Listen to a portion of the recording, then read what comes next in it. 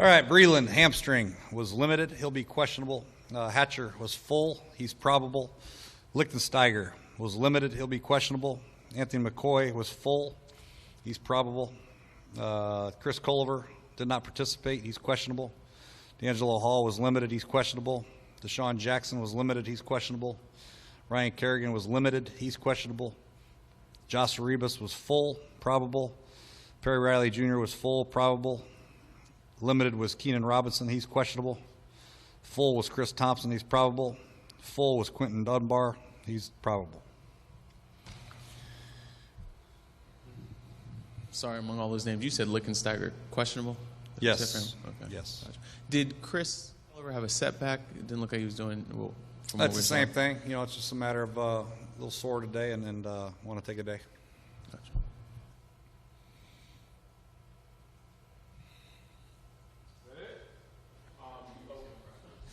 You've been talking about how you were taking it slow with Corey. Did he make a significant surge here in the last couple of days? Is he better than 61% now? You know, he's made a little bit, but I think this is something that really is going to come down to the wire with Corey. You know, as far as his strength and how he feels, and talking to the trainers and all that stuff. Come Sunday afternoon, about 11:30, we'll probably make a determination on him.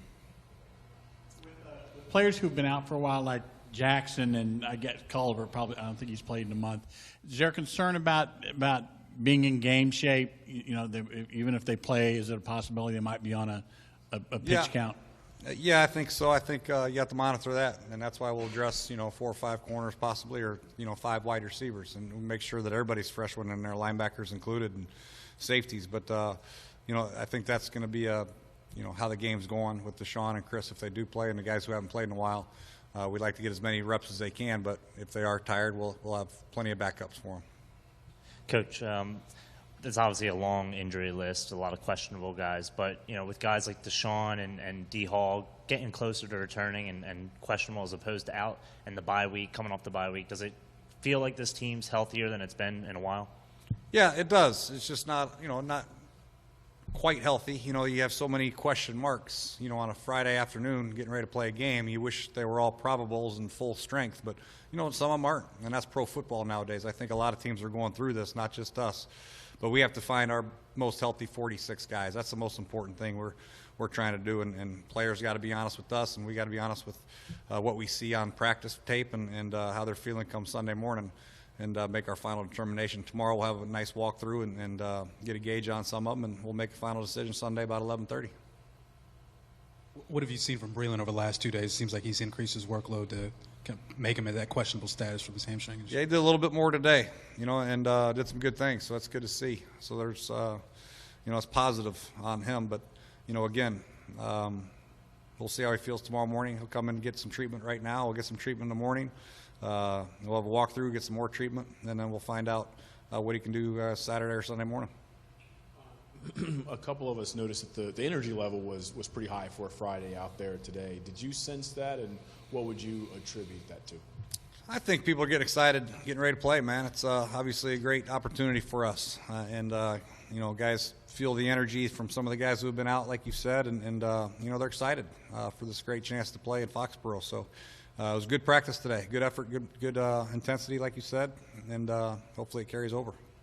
Jay, obviously every team tries to game plan to take advantage of whatever the perceived weakness is of the opponent, but do the Patriots kind of maybe do a better job maybe than anybody across the board in the NFL in terms of being chameleon-like? One week they'll be heavy pass, the next week they'll be heavy run, and they just find a way to constantly change themselves. They do a good job of that. They're defending champions for a reason, and had that much success over the last how many years, because they do a good job of exploiting matchups and having a good game plan week in and week out, and a consistent plan that they can hurt you a lot of different ways. And they have the greatest quarterback, but they can hurt you by handing the ball off to Blunt, or obviously whoever they have back there in the backfield over the last 5 or 6 years, and they can throw it with the play action. So they have great balance offensively, and defensively they do a good job of giving you different looks: 3-man, 4-man, 2-man, 5-man rushes, and they can double certain people, and they do a good job of keeping you off balance on both sides of the ball. And their special teams is obviously excellent.